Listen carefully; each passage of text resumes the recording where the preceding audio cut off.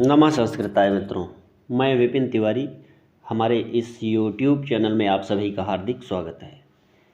मित्रों, आज मैं द्रुत विलंबित छंद लेकर उपस्थित हुआ हूँ।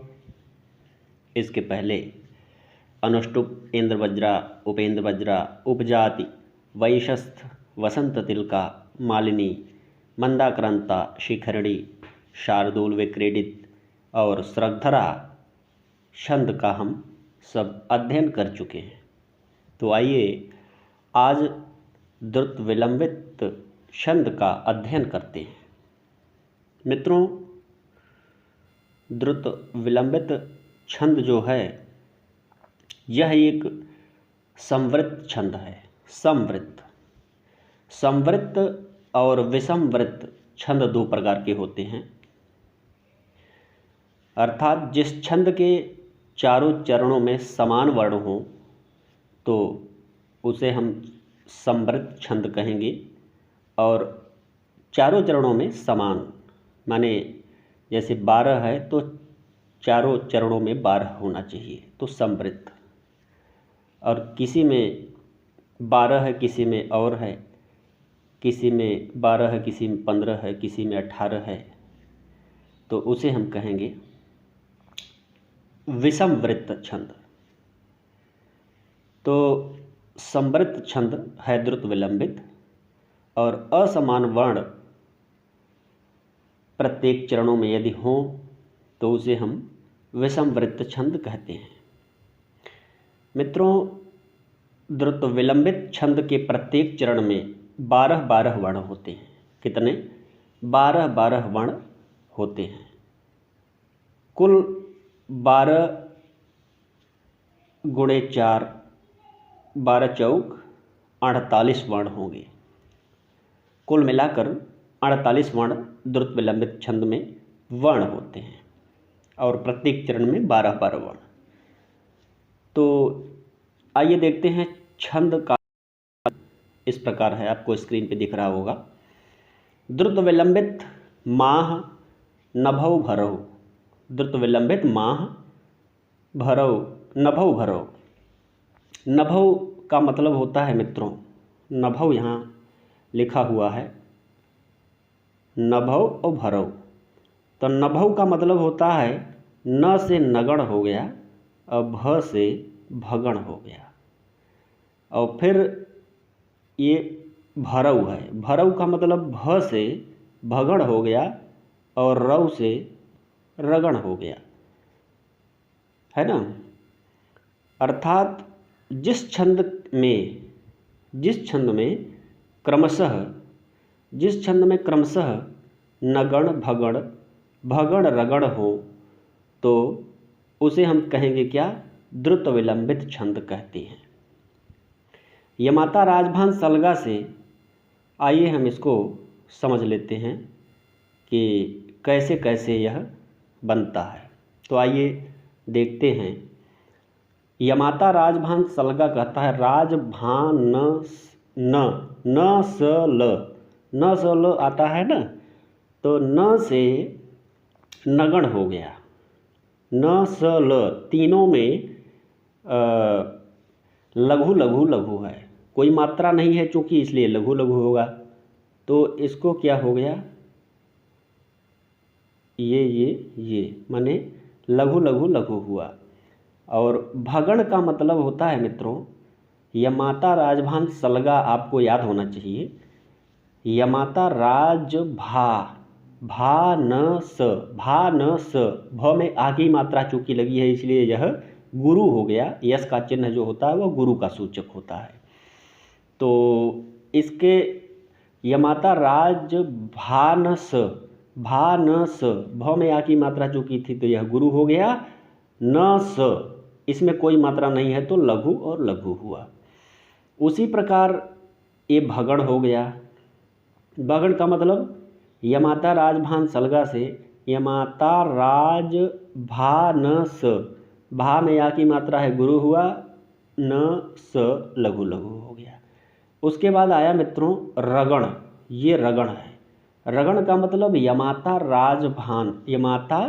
राज भा, रा में आ की मात्रा है तो वह गुरु हो गया, और ज में कोई मात्रा नहीं है तो लघु हो गया, है ना, एक खड़ी पाई ये लघु है और ये गुरु था। राज भा, भा में आ की मात्रा लगी है तो ये हो गया आपका गुरु हो गया। मित्रों, गुरु और लघु, खास तौर से गुरु कहाँ कहाँ होता है आपको यह जानकारी होना चाहिए। एक सूत्र है जिसका, एक मित्रों सूत्र है, वह सूत्र यह है कि सानुस्वारश्च दीर्घश्च विसर्गो च गुरु भवेत्। सानुस्वारश्च दीर्घश्च विसर्गो च गुरु भवेत्, वर्ण संयोग पूर्वश्च तथा पादांत गोपिवा। अर्थात गुरु कहाँ कहाँ होता है उसका यह एक सूत्र है। सानुस्वारस्य, अनुस्वार, जहाँ अनुस्वार हो, अनुस्वार का मतलब होता है मित्रों जो ऊपर एक बिंदी, कोई भी अक्षर हो उस पर एक बिंदी होती है तो उसे हम कहते हैं अनुस्वार। अनुस्वार कहते हैं उसे, क्या कहते हैं, अनुस्वार कहते हैं। जैसे यहाँ पे मैं आपको दिखाता हूँ, संहृत मेक्षितम, संग में ऊपर बिंदी लगी हुई है यहाँ पे और तम में भी बिंदी लगी है तो यहाँ ये अनुस्वार हो गया, है ना। तो जहाँ अनुस्वार हो वहाँ हमारा वर्ण वह गुरु हो जाता है, यानी यश के आकार में गुरु का सूचक चूँकि है यह ऐसा हो जाता है, तो इसकी जो है गुरु में गणना हम करते हैं। हो गया सानुस्वारश्च, च का मतलब आगे और क्या है, दीर्घश्च, दीर्घ हो। यदि कोई मात्रा में आ की मात्रा, ए की मात्रा, ओ की मात्रा, ए की मात्रा, ये सब मात्राएं लगी हों, दीर्घ हो, तो उसे हम कहेंगे क्या, उसे हम गुरु कहेंगे। विसर्गो, उसके आगे है विसर्गो, विसर्ग रहता है। विसर्ग का मतलब होता है मित्रों कोई भी वर्ण हो तो वर्ण के आगे ऐसे बिंदी लगी हो। जैसे यहाँ क्रमशः है, क्रमशः में स के आगे दो बिंदियाँ लगी हुई हैं समान अंतर में, तो उसे हम कहते हैं विसर्ग। विसर्ग हो तो भी वह वर्ण गुरु हो जाता है ना। और वर्ण संयोग पूर्वश्च, संयोग वह वर्ण होता है, जैसे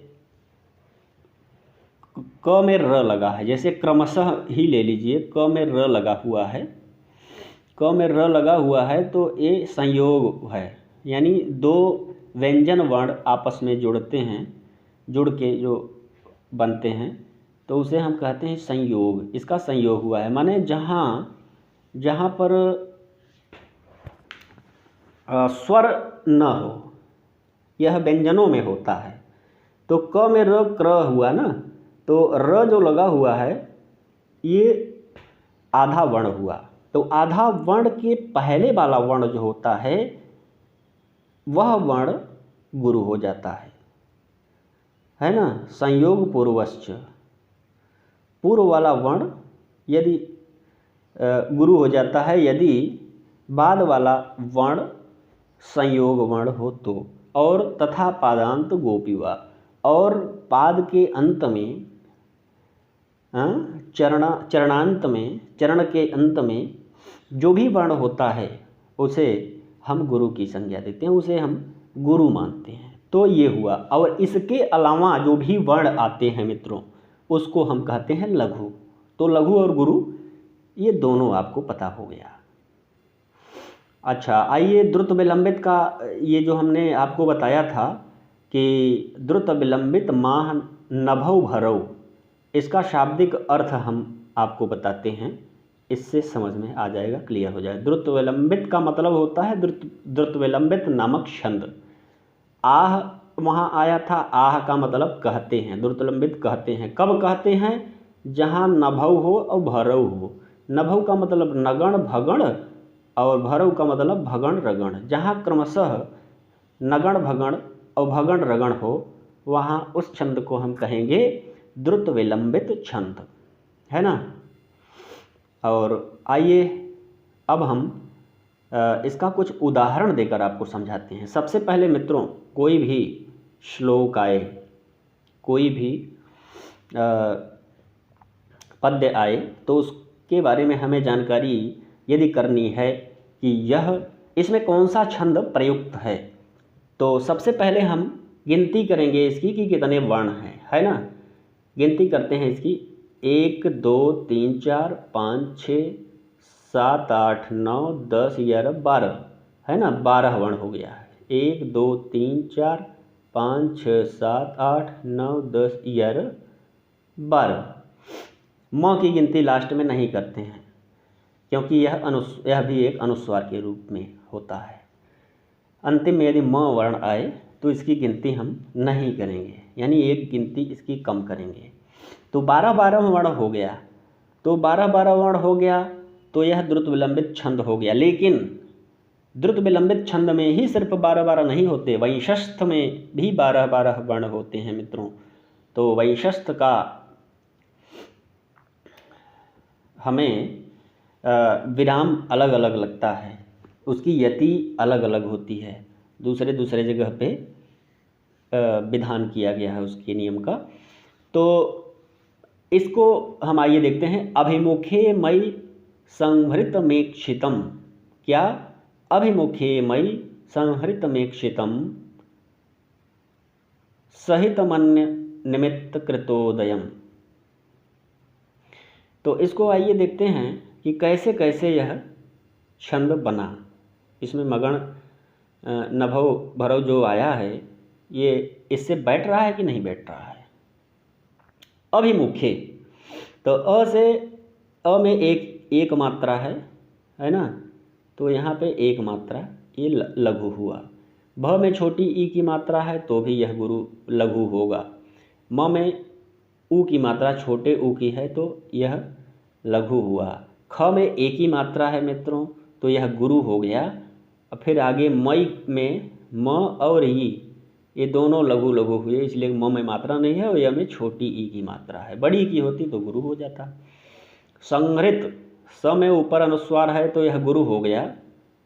और ह में र तो लगा है, लेकिन ह जिसमें लगा होता है कोई आधा वर्ण, वह वर्ण गुरु नहीं होता, बल्कि इसके पहले वाला होता है।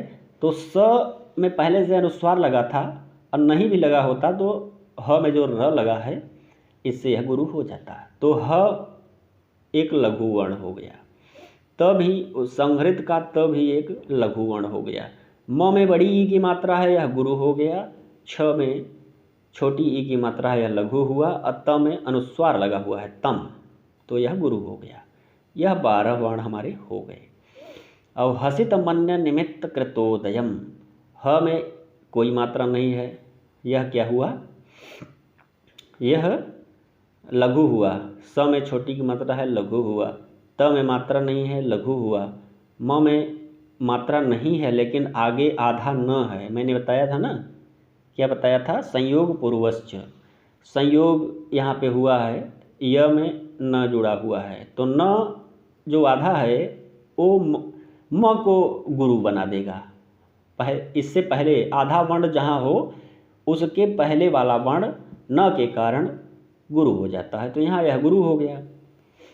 उसके बाद में म गुरु हो गया तो यह मन्य का यह है, तो यह मात्रा नहीं होने के कारण कोई, यह लघु हुआ। न में छोटी की मात्रा है, लघु हुआ। और म में छोटी ई की मात्रा है, लघु होता, लेकिन आगे आधा क्या है? संयोग पूर्वश्च वाला यहाँ पे लागू हो रहा है। तो म जो है यह गुरु हो गया।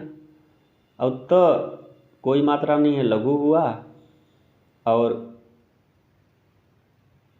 ये क्री है तो इसमें संयोग तो है, लेकिन यह संयोग वाला वर्ण जो है वह गुरु नहीं होता, दूसरा होता है, इसके पहले वाला होता है।